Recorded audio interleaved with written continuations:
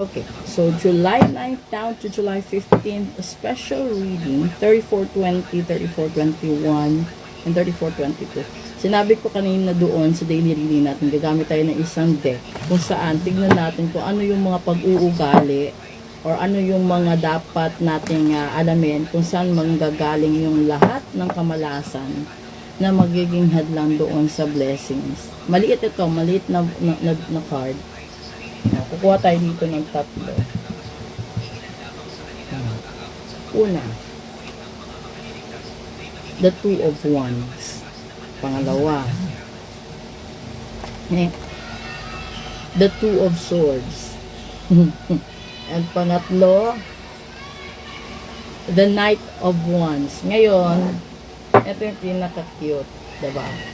Kasi ito yung mga bagay na dapat nating pakatandaan. Kasi kapag sinabing Two of Wands, no, ito yung mga personal mo na buhay, or ito yung bagay na mga bagay na dapat mong baguhin sa sarili mo kung gusto mong swertehin ka sa buhay.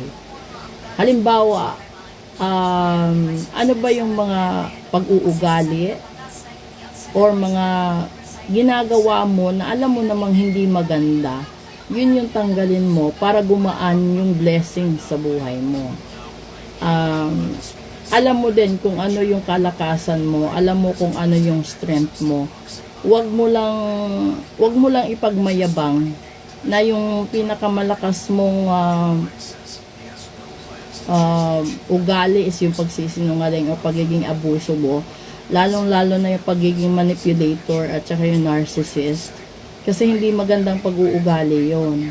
And then dito sa pangalawa, the Two of Swords. Ito yung bagay na hindi mo alam kung ano susundin mo, hindi mo alam ano gagawin mo, hindi mo alam kung bibitawan mo, lalayuan mo, 'di ba? Kasi kalimitan sa tao greedy eh. Yung ayaw niyang bitawan yung isa, pero gusto din niya yung isa. Yung ganun, halimbawa, meron kang blessings, di ba?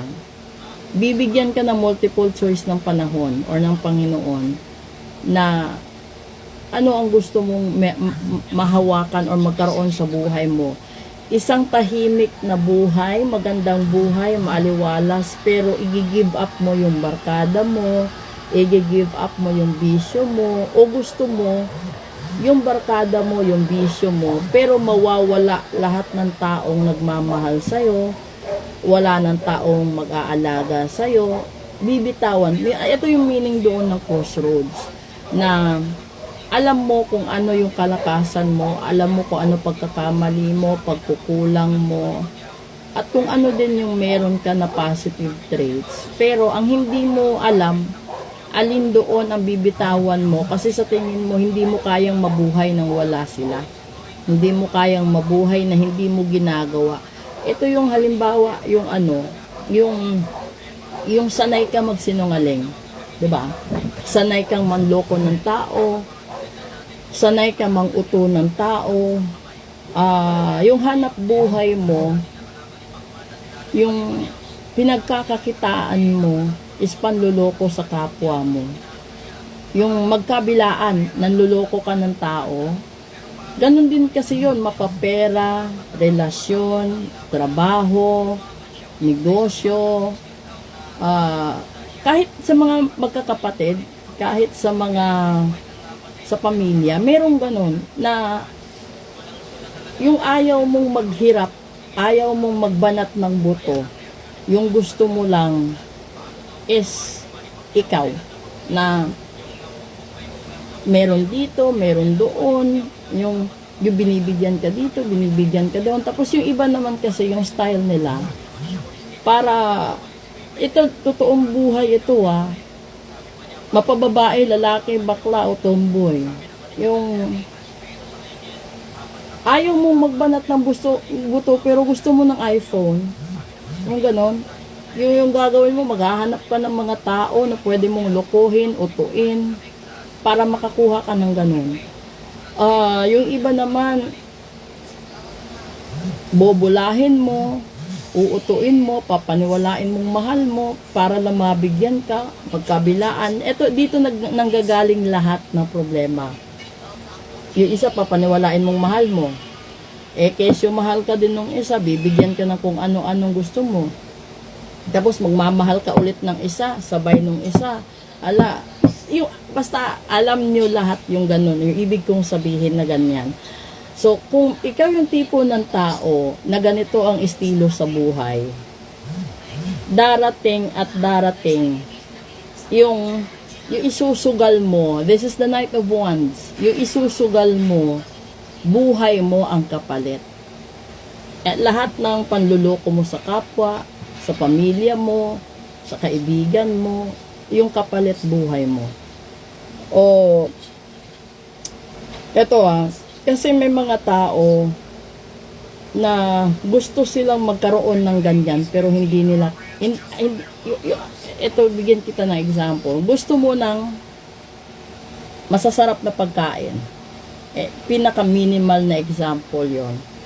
Pero ayaw mong magbanat ng boto para makabili ng masarap na pagkain. 'Di ba yung gagawin mo? Maghahanap ka ng barkada mo, maghahanap ka ng kaibigan mo, kung saan maraming masarap na pagkain, pupunta ka doon, magpapalibre ka. Yung kaibigan mo kasi mabait at mabuting tao, ililibre ka. Pero merong mga kaibigan na ililibre ka pero gagawin kang utusan. Dahil sila yung nang lilibre at ikaw yung nagpapalibre, so automatic, utusan ka nila. Ganon yun, mentalidad ng tao. Yung iba naman, kahit labag na sa kalooban nila, dahil gusto nila yung bagay na yon, okay lang sa kanila na utusan sila, basta malibre sila. Hindi lang sa pagkain, kundi pati sa bisyo, pati sa gala. Yung ganon, yung gusto mo makarating sa ganyang lugar. Pero gusto mong malibre ka lang. Gusto mong makuha kung ano man yung gusto mong bisyo, pero gusto mo libre ka lang. Ganon. So, ito yung tipo ng message na binibigay sa inyo, no? Na alam mo kung ano yung totoo, alam mo kung ano yung kasinungalingan, alin yung abuso, alin yung tama, pero hindi mo kayang bitawan yung isa. So, yung pinaka dito, pipiliin mo lang naman magpapakabait ka o panatilihin mong maging pasaway ka. Yun lang yun. Kapag nagpakabait ka, kailangan mong bitawan lahat ng bad habits. Kung gusto mo yung mga bad habits mo, mawawala lahat ng mabubuting tao sa paligid mo. Yung sinusugal mo, hindi ibang tao, kundi sarili mo. So, ibig sabihin, alin man doon ang piliin mo, buhay mo pa rin ang kapalit. Tingnan natin dito sa baba. The Six of Swords. Pag-alis, paglipat, paglayo. So, kung gusto mong maganda ang buhay mo, lumayo ka sa masamang bisyo. Kung gusto mong mahalin ka ng totoong tao, totoong pamilya mo, bitawan mo ang mga tao na nagdadala sa'yo ng kasamaan. And the last part is the Four of Wands. This is the family. So, pamilya mo isinusugal mo aside sa buhay mo.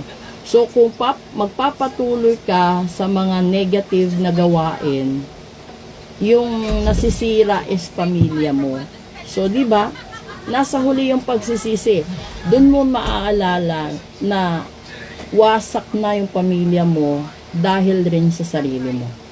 Pero merong mga tao na hindi nila kayang tanggapin na sila yung naging dahilan kung bakit nawasak ang pamilya nila. Dahil ito yung tipo ng tao na manipulator, narcissist, ito yung tao mataas yung pride, mataas yung ego, sila yung mga taong ganun. So, hindi nila matanggap na sila din yung naging dahilan kung bakit nasira pamilya nila.